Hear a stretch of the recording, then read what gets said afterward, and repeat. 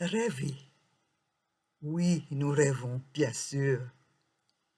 Le sommeil nous amène souvent à faire de beaux rêves. Et il nous arrive même de rêver tout éveillé. Des rêves étonnants et enchanteurs. Il me semble que Noël et rêve sont des mots qui vont bien ensemble. Ce sont des mots qui évoquent des réalités merveilleuses. La période de Noël est remplie de rêves.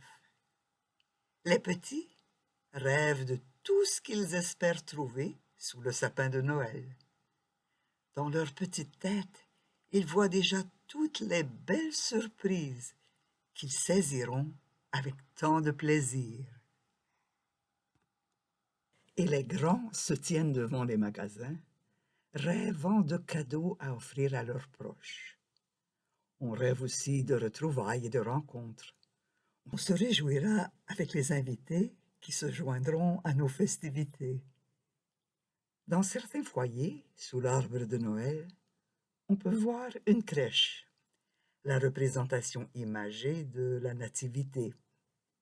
Les illustrations varient, toutes plus originales les unes que les autres.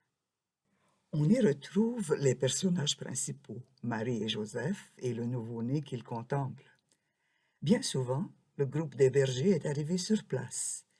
Et plus majestueux encore, les rois mages ont fait leur apparition.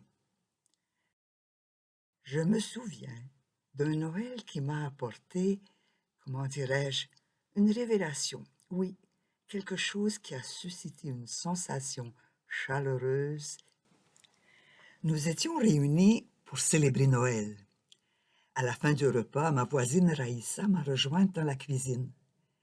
Elle a murmuré « C'est beau comme un rêve ». Elle a poursuivi. J'imagine bien qu'en regardant son enfant, Marie a dû rêver elle aussi. Elle devait bien se demander ce qui adviendrait de ce petit être fragile qu'elle tenait dans ses bras. Avant de le porter en elle, un ange lui avait dit que son fils serait grand. Mais en ce moment, il paraissait si petit. L'ange avait ajouté qu'il serait le fils du Très-Haut. Mais il semblait si faible, si dépendant de ses soins à elle. Que deviendrait-il quand il grandirait? Marie rêvait, comme toutes les mamans du monde. Raïssa s'est arrêtée un moment, puis elle a repris pour me raconter ce qu'elle avait vécu récemment. La semaine dernière, je suis allée à une conférence par un théologien. Il parlait de Dieu, bien sûr, et il parlait aussi de Noël. Il a dit quelque chose de bien surprenant. Il a dit « Noël, c'est le rêve de Dieu en continu. » J'ai répété lentement à voix basse « Noël, c'est le rêve de Dieu en continu. » Raïssa a poursuivi. Oui, c'est bien ce que le conférencier a dit.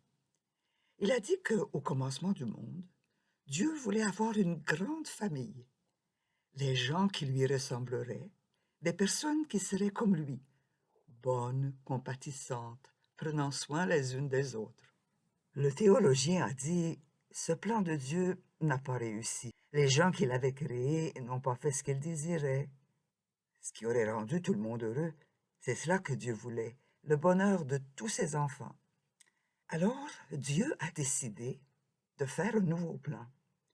Son Fils unique a accepté de venir chez nous pour nous apprendre à être comme Dieu. » Raïssa a montré la scène de la nativité et elle a ajouté « Son Fils, c'est lui, le tout petit qui vient nous apprendre à être comme Dieu. » Quand il a grandi, il guérissait les malades, rendait la vue aux aveugles, pardonnait aux pécheurs.